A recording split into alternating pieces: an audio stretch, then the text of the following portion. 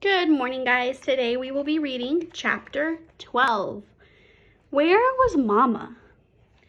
Mr. Rosen tripped on the loose step outside the kitchen door. His wife grasped his arm and he regained his balance. "It's very dark," Mama whispered as they stood in the yard with their blankets and bundles of food gathered in their arms, "and we can't use any kind of light. I'll go first. I know the way very well, and you follow me. Try not to stumble over the tree roots in the path. Feel carefully with your feet. The path is uneven. And be very quiet," she added, unnecessarily. The night was quiet too. A slight breeze moved in the tops of the trees, and from across the meadow came the sound of the sea's movements, which was a consistent sound here and had always been. But no birds called or cried here now in the night. The cow slept silently in the barn, the kitten upstairs in Kirsty's arms. There were stars here and there dotting the sky, among thin clouds, but no moon. Anne-Marie shivered, standing at the foot of the steps. "Come," Mama murmured, and she moved away from the house. One by one, the Rosens turned and hugged Anne-Marie silently. Ellen came to her last. The two girls held each other. "I'll come back someday," Ellen whispered fiercely. "I promise."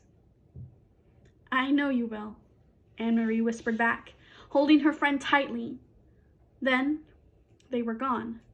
Mama and the Rosens, Anne-Marie was gone. She went into the house.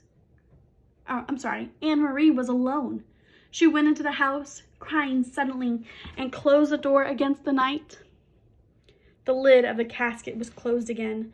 Now the room was empty. There was no sign of the people who had sat there for those hours. Anne-Marie wiped her eyes with the back of her hand. She opened the dark curtains and the windows. She curled once more in the rocker, trying to relax.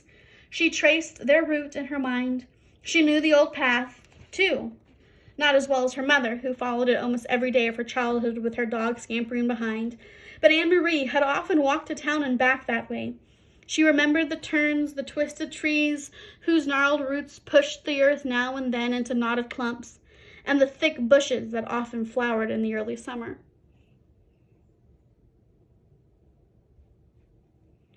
She walked them in her mind, feeling the way through the darkness. It would take them, she thought, half an hour to reach the place where Uncle Henrik was waiting with his boat. Mama would leave them, pausing a minute, no more, for a final hug, and then she would turn and come home. It would be faster for Mama alone, with no need to wait as the Rosens, unfamiliar with the path, slowly felt their way along. Mama would hurry, sure-footed, now, back to her children. The clock in the hall struck once.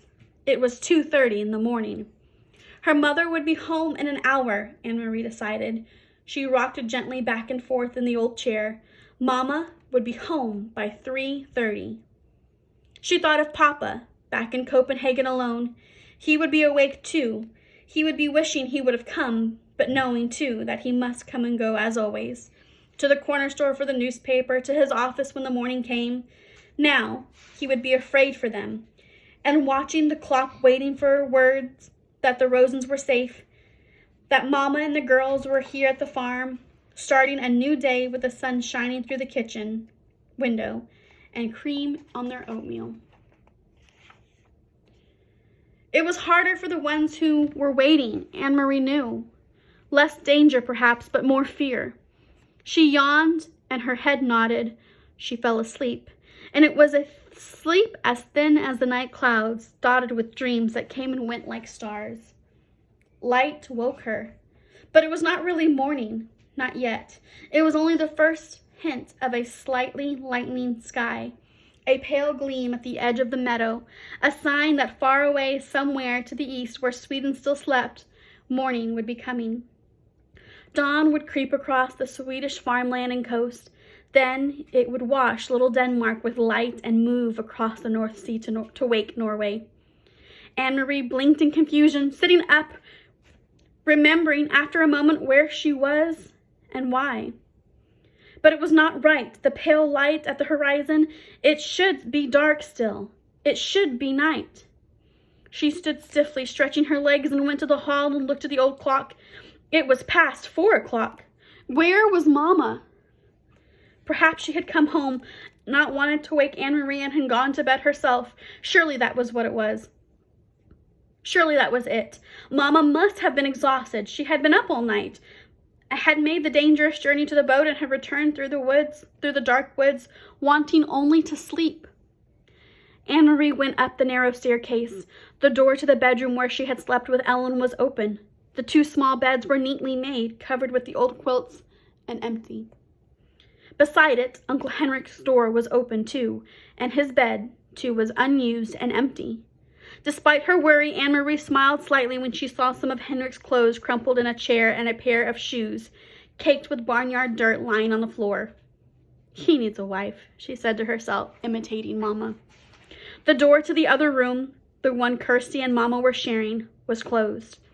Quietly, not wanting to wake them, Anne-Marie pushed it open.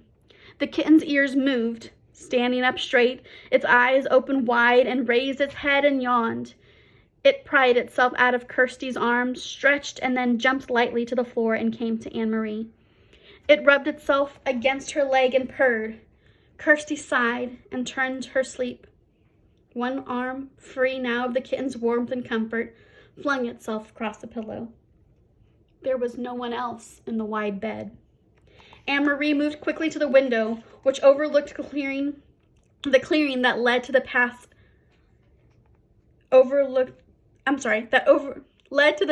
entrance.